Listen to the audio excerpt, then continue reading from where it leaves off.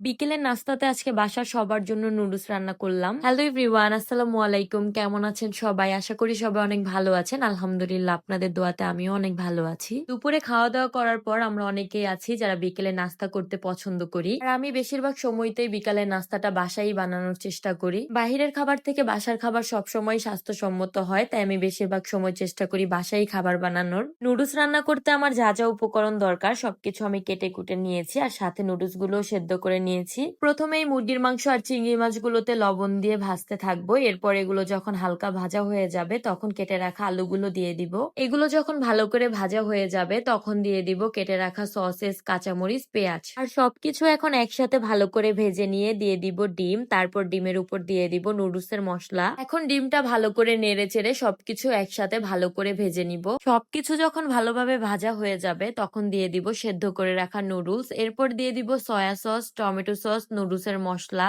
এখন সবকিছু একসাথে ভালো করে নেড়েচেড়ে মিশিয়ে নিব। তো বিকেলের নাস্তার জন্য রান্না করে ফেললাম মজাদার নুডলস। আর আজকে আমার ভিডিও এই পর্যন্তই। দেখা হবে পরবর্তী কোনো ভিডিওতে। সেই পর্যন্ত সবাই ভালো থাকবেন, সুস্থ থাকবেন। আল্লাহ হাফেজ।